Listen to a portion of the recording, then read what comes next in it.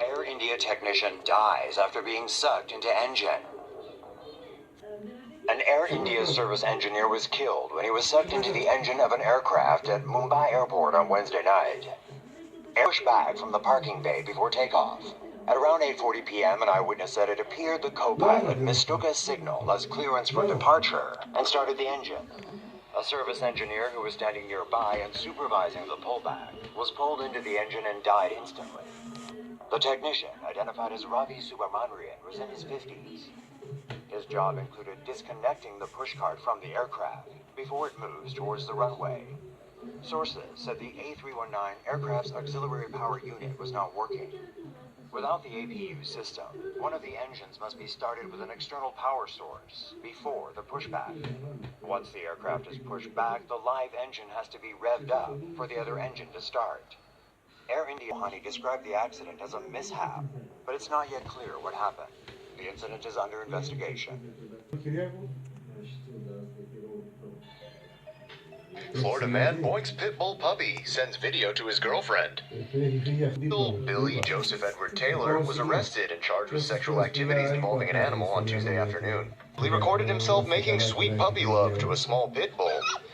Taylor, who lives in St. Augustine, Florida, reportedly had several amorous interactions with the poor puppy dog.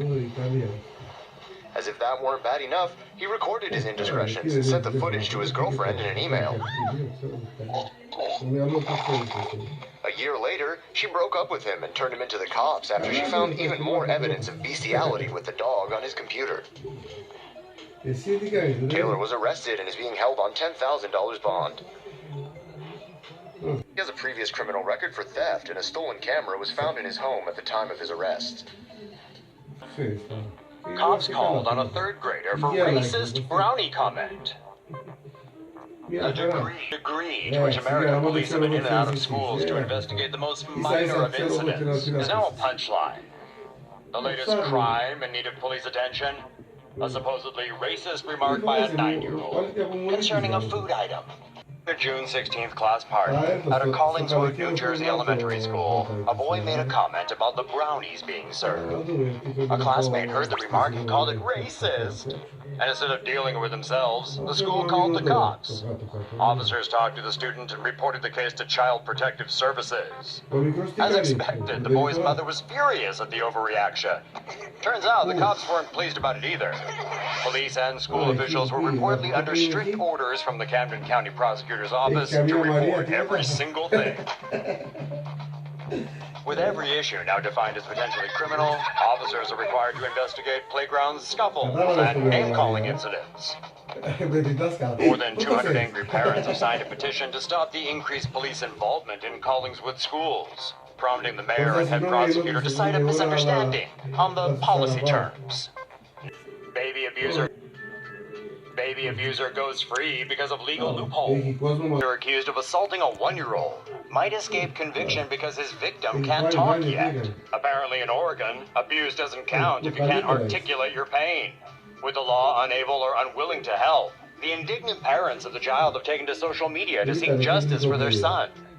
Back in March, Joshua Marbury and Alicia Quinney went on a short date, leaving their son Jacob in the hands of a family friend. Later that night, they came home to a screaming baby and a sitter snoozing on the couch. Quinney consoled her son, but didn't notice anything else. The next morning, she was shocked to discover the baby had a black eye and several bruises on his face and body. Jacob was rushed to the hospital, where doctors pointed out handprints and said the 1-year-old could have been killed. The couple confronted the babysitter, who said he accidentally dropped the child before finally admitting to striking him across the face. Armed with a confession, the couple turned to the cops, hoping for a conviction. They were denied on the grounds that Jacob can't actually speak, so he can't say he was abused. Oregon law states that welts, bruises, and shallow cuts don't count as physical injury.